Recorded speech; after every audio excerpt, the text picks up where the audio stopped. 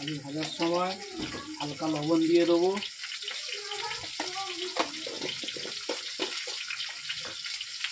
আর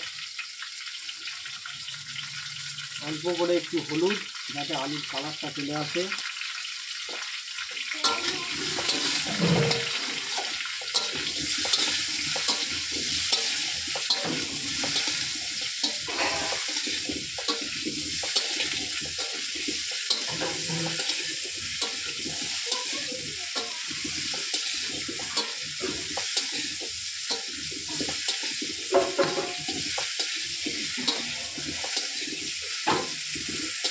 আলুটা ভাজা হয়ে গেছে, কালারটাও খুব সুন্দর চলে এসছে। এবার নামিয়ে নেব আলুটাকে।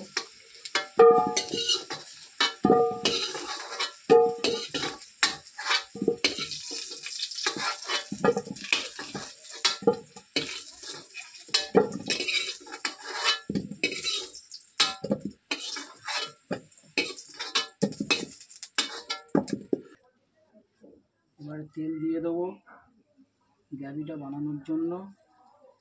পরিমাণ মতো তেল আপনারা দিয়ে দেবেন।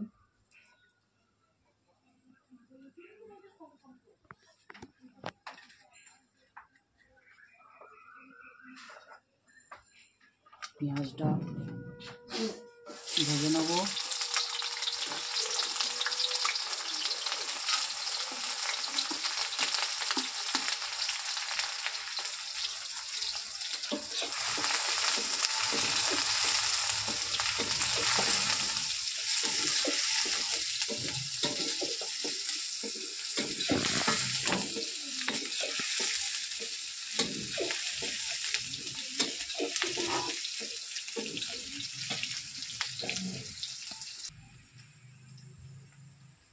পেঁয়াজটা ভাজা মতো হয়ে এসছে, এবার টমেটো দিয়ে দেবো।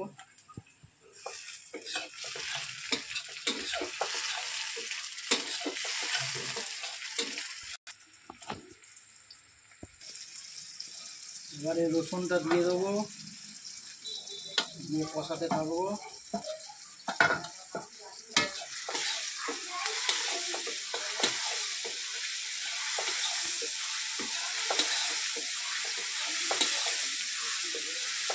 রসুনটা কষানো হয়ে গেলে দিয়ে দেবো লঙ্কা আর হলুদ।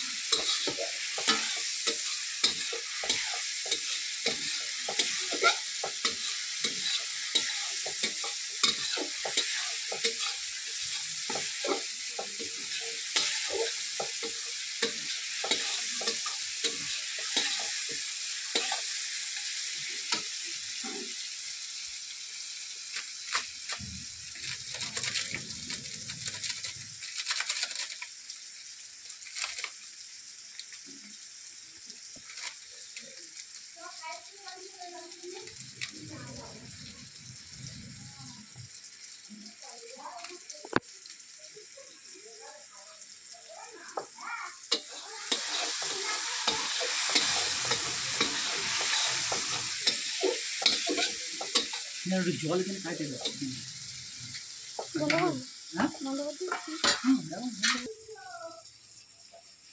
রসুনটা কষানো হয়ে গেছে, এবার দিয়ে দেবো আমার জলের সঙ্গে গুলে রাখা ছিল লঙ্কা আর হলুদ, সেটা দিয়ে দেবো। পরিমাণ মতো লঙ্কা আর হলুদ আপনারা যে যেরকম খাবেন দেবেন। তারপরে লঙ্কা হলুদটাকে আস্তে আস্তে কষিয়ে নিতে হবে।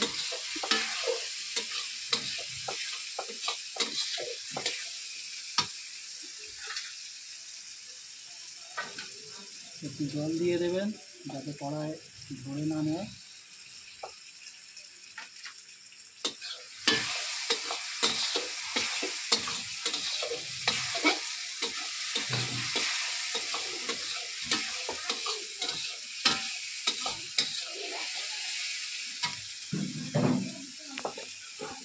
এর সঙ্গে মশলায় দিয়ে দেবো পরিমাণ মতো লবণ, যাতে মশলায়ও লবণটা ভালো হয়।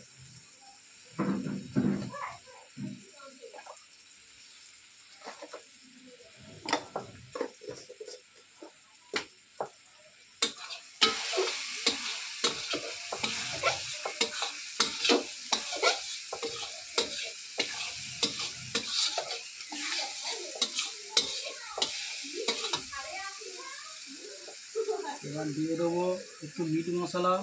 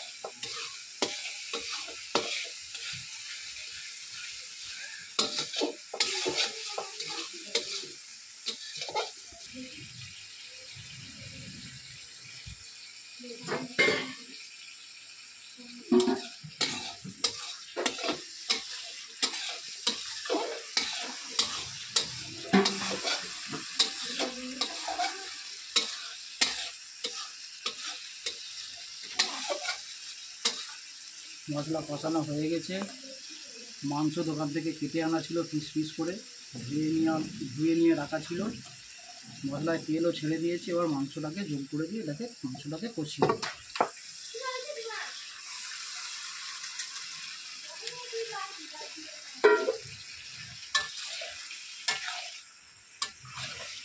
মাংসটাকে সুন্দর করে কষিয়ে নিতে হবে।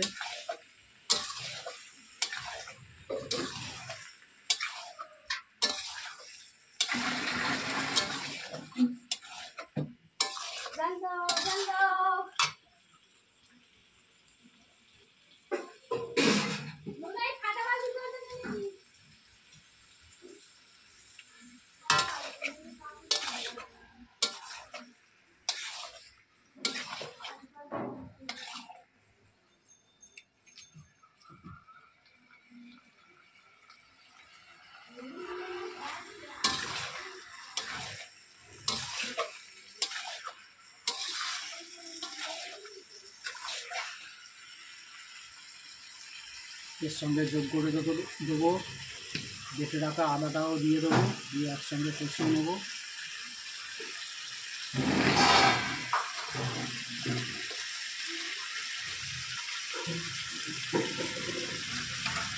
আদাটাকে সঙ্গে দিয়ে কষিয়ে নিতে হবে।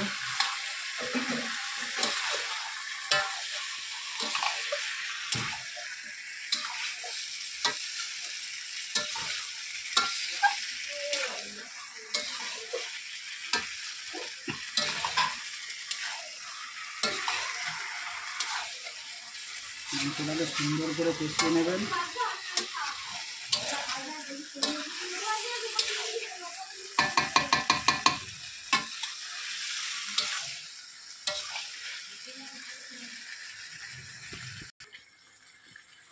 মাংসটা মাঝে মাঝে নেড়ে চেড়ে নিতে হবে যাতে কড়াইয়ে না ধরে নেয়, এবং সুন্দর করে কষাতে হবে।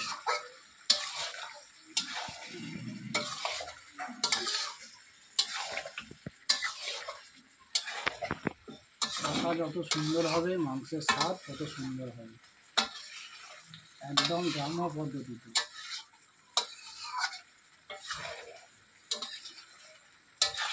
গ্রামের মানুষরা ঠিক এইভাবেই মাংস রান্না করে।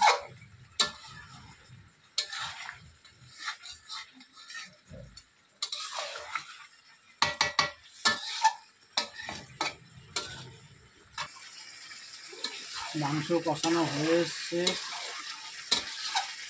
কিন্তু কষা মাংস 2 পিস তুলে রাখতে হবে আমার ক্যামেরাম্যানের জন্য। তুলে নিচ্ছি, কষানো হয়ে গেছে।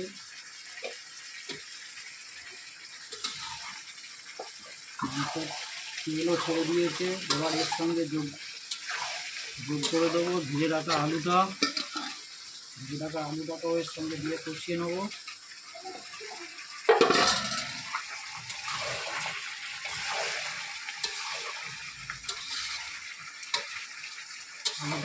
ভাজা আলুটাকে কষে নিলে আলুটারও ভালো টেস্ট হয়।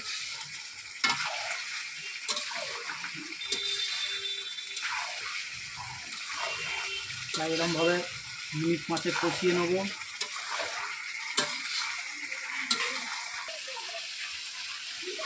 আলু দিয়েও কষানো হয়ে গেছে, মাংসের তেল ছেড়ে দিয়েছে।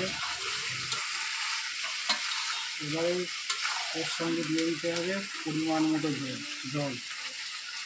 আপনারা যেমন মাংসের ঝোল খাবেন সেরকম পরিমাণে জল দিয়ে দেবেন।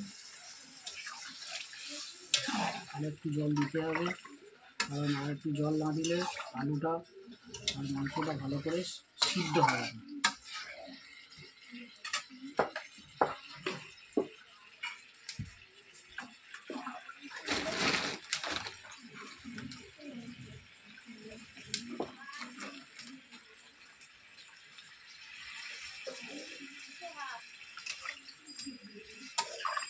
এবার মাংস আর আলুটাকে সিদ্ধ হওয়ার জন্য কিছুক্ষণের জন্য এরকম ফুটতে দেবেন।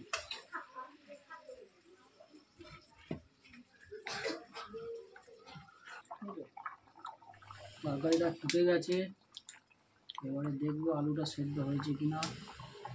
আলু একটু সিদ্ধ হতে বাকি আছে, আর একটু ছেড়ে দেবো সিদ্ধ হওয়ার জন্য।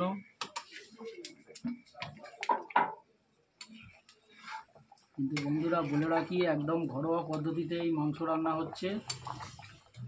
তার থেকে বড় কথা, একদম উনুনে কাঠের জালে। গ্রামের মানুষরা কাঠের জালেই রান্না করতে একটু ভালোবাসে।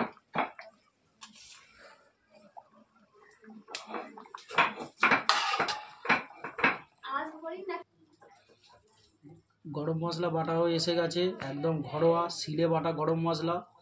একদিন আপনাদের গরম মশলা কীভাবে তৈরি করতে হয় সেই রেসিপিও দিয়ে দেবো। একদম ঘরোয়া শিলে বাটা গরম মশলা। তরকারিটা হয়ে এসছে, এবার গরম মশলাটা দিয়ে দেবো, দিয়ে একটু নাড়িয়ে নেব।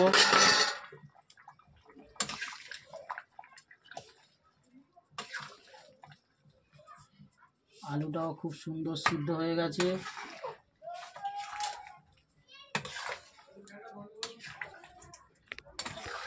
আর কিছুক্ষণের জন্য ফুটতে ছেড়ে দেবো।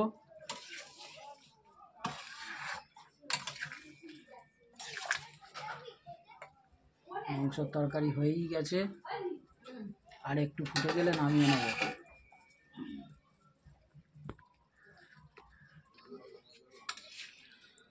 মাংসের তরকারি হয়ে গেছে, এবারে মাংসটাকে নামিয়ে নেব। আর এই রান্না রেসিপি যদি ভালো লাগে, গ্রাম বাংলার মানুষকে যদি ভালো লাগে, আপনারা লাইক, শেয়ার, সাবস্ক্রাইব করে দেবেন।